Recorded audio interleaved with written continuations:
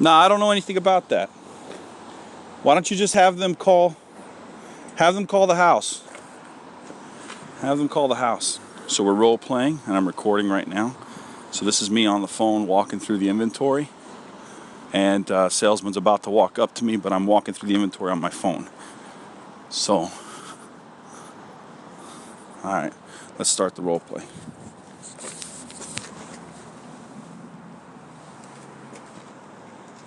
Not bad for a 13, huh? What's that? Not bad for a 13. It says 11. This must be the second one, because we had a 13 on here before, sir. How you doing today? I'm doing alright. What brings you this way? I see you came in that nice Magnum over there. Yeah, I'm just looking to get something different. Okay. You have anything in mind, or you were just looking around? Mostly just kind of looking around. I saw that you guys had some nice vehicles on your inventory. Originally, I thought you had an Acura, but I don't know where it is. That might be in another lot, but okay. If you don't mind, can I ask you about the Magnum? It's actually a really nice car. Yeah, that's fine. Yeah. Mind if we go by it, we can check it out? Yeah, so I've had that thing for like 3 years now. Okay. And you did some mods to it. I do like your style. You have a good sense of taste. Yeah, it's, you know, I spent a little bit, but I just want something different now. What don't you like about the Magnum? Had it for a while. It's just kind of, you know, I don't know. I don't even really like the styling of it anymore. Yeah? Yeah, so something a little bit just different. Okay, looking for something more sporty, something for the wife. I see you have a wedding ring. Yeah, no, it's just for myself. I'm the primary driver. Okay. What's your typical driving in the week? More highway, more inner city? A little bit of both. Okay. Yeah, a little everywhere. How important is gas mileage to you? I mean, not that important. I mean, look what I've been driving. Driving a V8, I see that. Did you know if you wanted to focus more on a sedan or an SUV, possibly? Nah, I think I'm a sedan. Okay. I don't need anything that big. I just want something that looks cool and, you know, newer. Newer? Yeah. Okay. I mean, I have plenty of cars on my inventory. If you want, we can go ahead and sit inside. I can pull up my inventory. We can go make by make, see what you like, what interests you. I'll pull up any car you want, and we can go from there. That's fine. Could you tell me, like, on a trade-in value on something like this? Like, what do you guys? What do you? So this is what I do. I would just take your VIN. I'd pull it from the registration, and I'd go sit down with my manager, my sales manager. We would then pull up the car's value, see what the mileage is, see how many owners, see any accidents, stuff like that. Right. And based on that, we'd come to it's something called an ACV, an actual cash value for this exact car, your exact car. Okay. And how it works on the market. But as far as trade-in value goes, I mean, we're running a lot of big promotions. I don't know if you've seen our flyers. We have some stuff, 15-20% over admin's value, things of that nature. But I'd definitely give you a solid number on this. But I'd rather see what you're looking to get into before we go about what number we'd put on the trade. Okay, that's fair. That's fine. Yeah, we can look at it. All right, so we'll stop don't stop the recording, but let's stop the role play. All right, so we'll just kind of talk through what just happened. Okay. So first things first. As an observer of the role play, Dan, what I would want you to do is you always want to look for the dynamic that's happening as in this case, the person doing the role play is the salesman. You know, what's their approach like? You know, how's their tonality?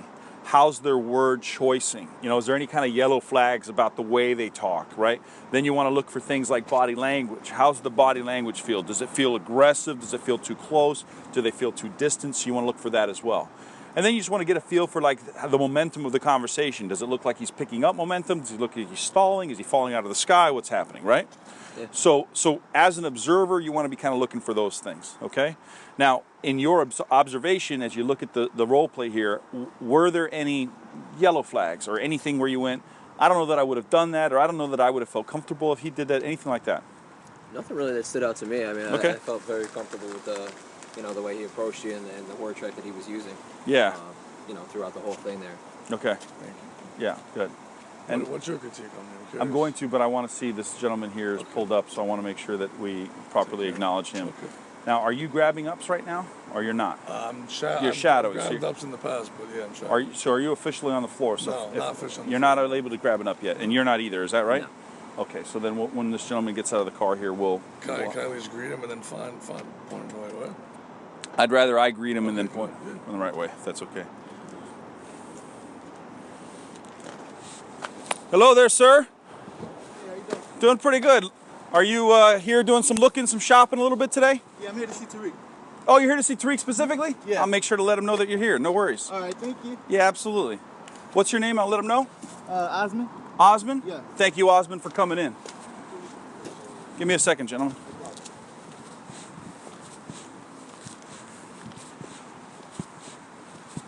Let's find Tariq. Hey, gentlemen, do you know where Tariq is? Tariq. Osman is here? Oh, okay. Yeah, he's pulling in. He's grabbing a kid out of a car seat. So you might want to be on. I'm coming. Give me 1 second. Okay. That's what he meant to say. That's what he meant to say? All right. Well, somebody needs to be manning the door. I'm out there with the other guys, but man the door for the car seat, okay? Thanks, Gavin. Gotcha.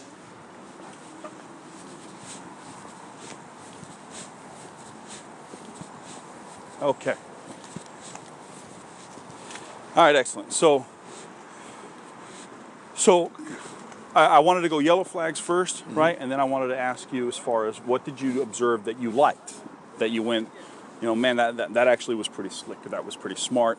I like the way you did that. I like the way you phrased that, or whatever. So what would you give for that kind of feedback? I like the fact that he asked you about the particular vehicle that you showed up in today. I feel like that's a big thing. And then you know, just the words, you know, phrases that he used. I think it was ACV, explaining that process. Kind of jargon. So I personally know I shouldn't really use that, but I was in the moment, so I did. You know, I know you're not really supposed to use jargon with customers. Yeah. Do you know what he means by jargon with customers? Yeah, like, you know, You're not supposed to use like business internal industry terminology Yeah. with Yeah. customers. I got you. All right. Where the exception is when you explain it, Like that. Okay. which is what you did. Okay. It's acceptable to use jargon if you bring the customer into the jargon. Okay. But if Which- you say ACV, If you say leave 'em in the dark, ACV, that's I right. got That you. leaving them in the dark could make them feel ignorant. That doesn't feel good. But if you say, what we do is here is we'll get you what, you know, this, and that gets you what's called an ACV, which is the actual cash value. And that's, when you explain it like that, now you're actually bringing people behind the scenes. I got you. Now, the only thing I would add to that is when you do pull people behind the curtain and show them the behind the scenes, I like to tell them I'm doing that. Okay. So, I might say something like, Amir, to kind of pull the curtain back and kind of tell you behind the scenes what's happening.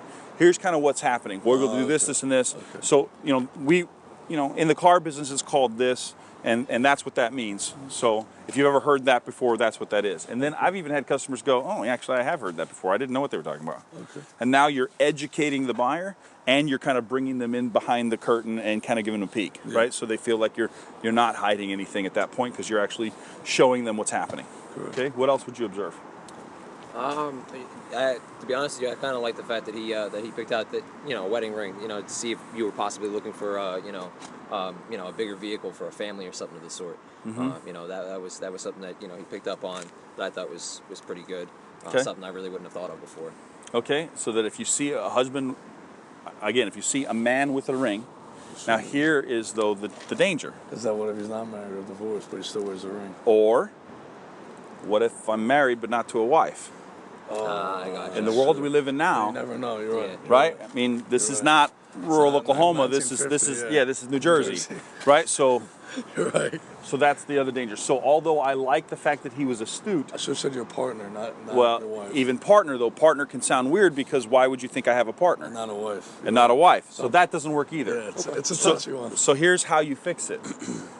All you do is you ask a softer question that is more ambiguous but gets you the information you're looking for, and it would be something like this. So Dan, in normal driving, is it going to be mostly carrying people, stuff, or just you in the car?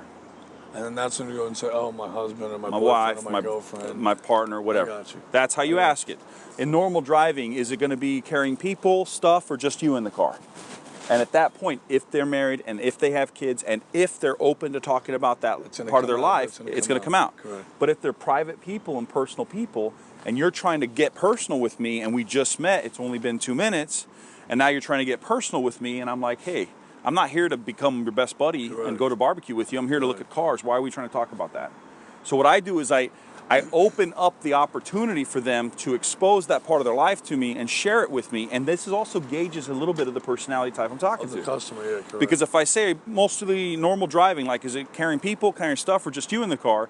If they say, oh, no, I mean, it's like me, my wife, we have 3 kids, we usually, and then they start talking for You 3 can see minutes how open or closed they are as a person. about opening up, and Right. that gives you a clue that they're a relational-based customer.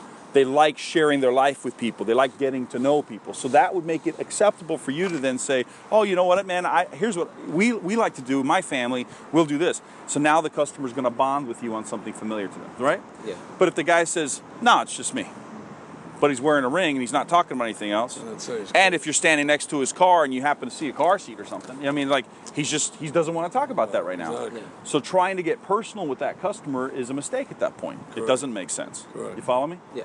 So it is a fine balance, but that's where the finesse of what I try to teach you guys will help. I had a customer one time that I had greeted the customer, started the rapport building, and it was a young man and a young woman, and the woman was the buyer. And I turn him over to the salesman, and the first thing, like the salesman comes over, hey guys, nice to meet you. He goes, yeah, okay, I'm here to help. So tell me, so are you guys married then? Have any kids? It's like his first question. She does this, no joke. She turns to the boyfriend and does this. Married? No, we're not, are we? Oh, He started out. that's a Yeah, bomb. I'm like, are you kidding me? Like 12 minutes I've spent with these people, all this rapport, ruined it in and 10 like it seconds. took them 10 seconds and one 10 seconds. stupid question. Yeah. And the boyfriend, you could see his countenance just totally change, and she's like, no, we've been together for a really long time, but we're not married. Oh no. And I was like, oh, shut up. So yes, so you want to be sensitive with these things. Where you think you're just building rapport, you're just being a nice guy. There are situations where you say married and got kids, and the guy's just divorced and lost custody of his kids, and now all he's thinking about is that. And then Yeah. you lose track of the whole. Yeah, don't do that. So, all right, anyways. So, good observations there, right? Now I go to you, Tariq, or not Tariq, sorry, Amir, and critique you. So, Amir, your self-critique, how do you feel like you did? Do you feel like you were 90% of what you would normally do? Do you feel like you were, you know? We all know what threw me off, which I was telling him I was stalling talking to you when you were on the phone. Right. 'Cause I never like to interrupt anybody on the phone. That's why I was doing that. So when you did that, I was here in the corner. I was like, shit, he's on the phone. I was like, I don't want to get to him until he gets off. So I waited. Then you started to walk. So I was like, you know what? Maybe I'll just put it down.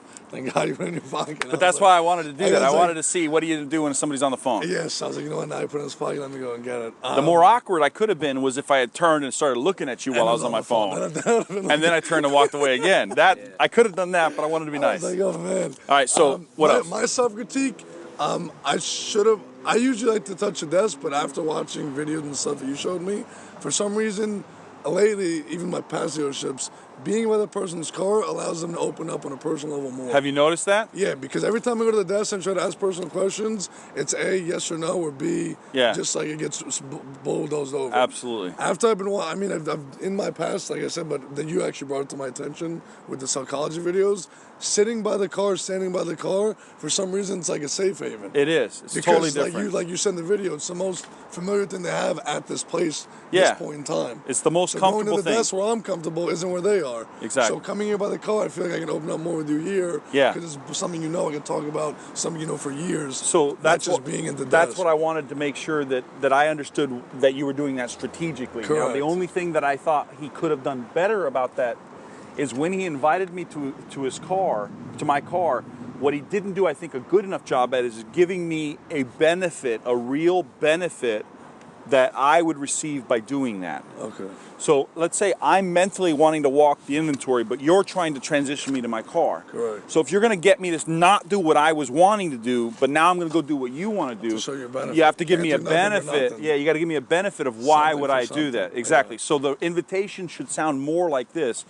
Amir, out of respect for your time, if it's okay with you, I saw you pulled up in your Magnum. I'd like to just take a look at what you're driving now. Couple things that'll do for you. Number one is it'll give me a better idea of what you like and don't like, so I know what to compare and what to show. And number two is it saves you a lot of time, and maybe can even show me what vehicles I can save you some money on. You know, if that's okay with you, I'd like to save you some time and money. Can we take a look at what you're driving now? No one's going to say no to that. Why would you? No one's going to say no. Right? You know, and if you really want to be a little bit more direct about it, you can say, you know, Amir, I have several hundred vehicles on the ground. I've got vehicles at my sister lot, and I've got a dealer network.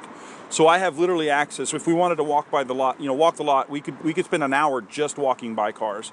But to be respectful with your time and save you that time, if we start at your car and you tell me things you like and don't like, and the main reason you're thinking of replacing it, I can then in my inventory better find what you want, save you some time, and show you some options that make sense. You know, 2 minutes, save you 20 minutes. Is that okay? And if you do, 2 minutes save you 20 minutes, is that okay? It's huge. No, it's like, why would you say no to that? Exactly. So that's the invitation to the car. That's the part I thought you got me there, but I would have rather you present some real value and benefit. Okay. Overall, yeah, I'd give you like a B+. Thank you. Okay. So, but here's the other part that would have made it an A. Good. Is I wanted a little bit more of the proactives. Now, do you remember from the Sellchology University the proactives? The proactives, yeah, asking questions that are going to find out your needs. No. That's investigative. That's not proactive. Proactive is bringing up questions, comments, or concerns that the average customer has as a way of introducing them up front. Well, okay. I was talking about the gas mountain stuff over here, but no, you're right. Something completely different. No, I'm talking about something totally different. I'm saying introducing the things that average customers are thinking before the customer says it. Okay. So the classic ones, Dan, you remember this from last time. What are some of those examples of some of the proactives he needs to be bringing up? What does he need to bring up? Well, like time concern. Time concern, right? The value of my time. What else is important to bring up? Is it something that has to happen today? Flexibility in my timeline of purchase. Getting that introduced up front. What else would be important? Is this your first stop? Is this the first? Whether this is the first stop, right, in their mind. So bringing these things up first introduces them so you don't later have to overcome them. If the customer tells you, you're my first stop, I'm not buying today, I don't have a lot of time, now you feel like you have to overcome all that and change your whole process. Now you feel like you have to take shortcuts, you have to speed things up, you got to handle this guy different because he said those things. Yeah. But if you said them first, then he doesn't say them or she doesn't say them, then it doesn't have to hijack your whole process. You follow me? Gotcha. So that's why when I'm doing my greeting, there's 5 essential proactives that I try to build into the first 2 minutes. 5 of them. And so my 5, I'll roll reverse now. I'll greet you with my 5. Okay, where's your phone? Are you still recording? I was, yeah. Or you still are? No, I was, and I stopped when we did Okay, this. so let's go ahead and hit the record feature again. Are you still recording? I'm still recording. Okay, you can stop now and restart your recording so we can reset and do the proactives. So roll over.